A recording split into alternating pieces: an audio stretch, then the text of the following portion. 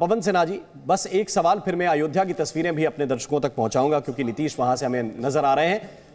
ये विशेष रूप से सूर्य तिलक के लिए 12 बजे का समय ही निर्धारित क्यों किया गया और क्यों 12 बजे से 12:04 का ये जो मुहूर्त है या समय है ये निर्धारित हुआ है? दरअसल श्री राम सूर्यवंशी हैं एक बात। दूसरी बात यह है श्री राम का जो जन्म होता है वह अभिजीत मुहूर्त में होता है जो लगभग 12:16 से 12:25 के बीच में है। तो हमेशा से उनका जो जन्मदिन हम मनाते रहे हैं वो इसी समय में मनाते रहे हैं और इसी समय में चूँकि सूर्य की किरणें थ्रू रिफ्लेक्टर उनके मस्तक पर पड़ेंगी जिसको हम सूर्याभिषेक कह रहे हैं। और इस कारण से भी यही हमने समय रखा है क्योंकि लगभग 4 - 4.5 मिनट तक वो किरणें वहाँ रहती हैं अधिकतम, तो यही समय हमने वहाँ पर रखा है। और वर्षों से सदियों से मैं कहूँगा कि श्री राम जी का जो हम जन्म उत्सव मनाते हैं, जो तिलक आदि करते हैं, वो इसी अभिजीत हमारे साथ बने रहिएगा और हमारे रिपोर्टर्स हमारे साथ लगातार जुड़े हुए हैं। अयोध्या अब अपने दर्शकों को हम लिए चलते हैं। नीतीश हमें वहां से ज्यादा जानकारी दे रहे हैं। नीतीश, बताएं कैसा है वहां का भव्य और दिव्य नजारा, क्योंकि बड़ी संख्या में सुबह से ही लोगों का आना रामलला के दर्शन के लिए शुरू हो चुका था। दिखाएं तस्वीरें। पूरी अयोध्या में उत्सव है और इस वक्त मैं कनक भवन में मौजूद हूँ। कनक भवन वो जगह है जिसे माता कौशल्या ने माता सीता को मुंह दिखाई के तौर पर दिया था और तब से यहाँ पर आपको यहाँ पर जो ये सामने मूर्ति दिखाई दे रही होगी, यहाँ पर भक्त दर्शन करने के लिए आते हैं।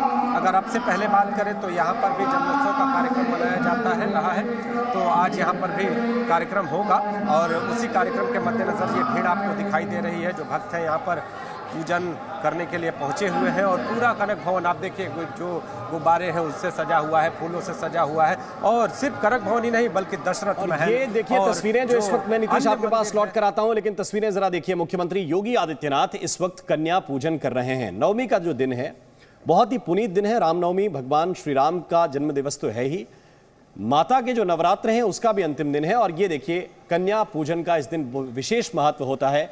योगी आदित्यनाथ जो खुद गोरक्षनाथ पीठ के महंत हैं, नाम में जरूर योगी है लेकिन वो थोड़े से प्रमोट हो गए हैं, महंत हैं अब उनके नाम के साथ। तो योगी आदित्यनाथ गोरक्षनाथ पीठ के महंत हैं और कन्या पूजन कर रहे हैं। पहले पद प्रक्षालन किया, पैर धुलाए और फिर मुस्कुराते हुए चुनरी उड़ाकर मां के समान इस बच्ची की सेवा की। और ये देखिए छोटी छोटी बच्चियां हैं और इनके देखिए सबसे पहले मुख्यमंत्री योगी आदित्यनाथ पैर धुला रहे हैं, पैर पूज रहे हैं और उसके बाद उन्हें चुनरी उड़ाकर तिलक लगाकर उनका पूजन कर रहे हैं।